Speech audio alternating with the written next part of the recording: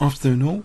Our quotation today is this, from Rule Capablanca, Jose Rule Capablanca. Most players do not like losing and consider defeat as something shameful.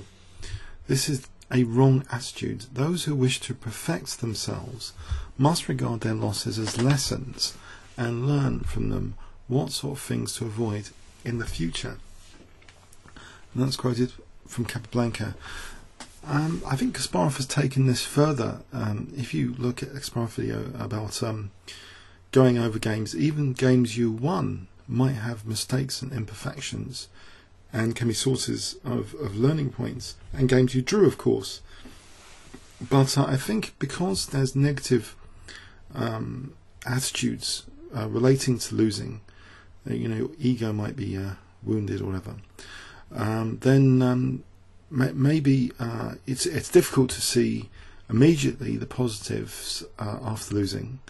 For me, I'm not really that bothered in general about online chess. There's a slight irritation maybe shortly after, but it's not as painful as losing in one day chess, FIDE chess. We put everything in for just one game a day, and I remember actually I becoming quite depressed. One week at the British Championships, I was honoured to be playing the British Championship, but one week I wasn't able to win a single game. And Sunday I had time to sort of relax and think it over, and I managed to score my first victory on the Monday. And it was actually from that British Championship, looking at those losses, those painful losses, that I discovered the idea to experiment with of positional sacrifice, of a way of increasing the position, because I noticed several key example positions where I could have used the positional sacrifice to gain I and that became an idea to toy with.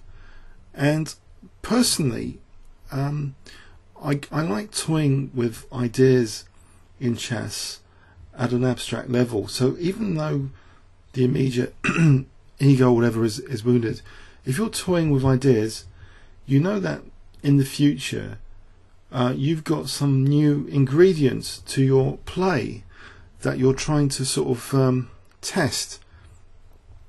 I mean, personally, I like the idea of a high-level ingredient, but many people have great cynicism for generalistic views on chess, saying it all depends on the position. If you have a very non-generalistic view of the game, that is more scientific, more clinical approach to the game, and maybe to studying the game, because you might ruthlessly look at particular openings, etc., particular endings, and take a more clinical approach to the game.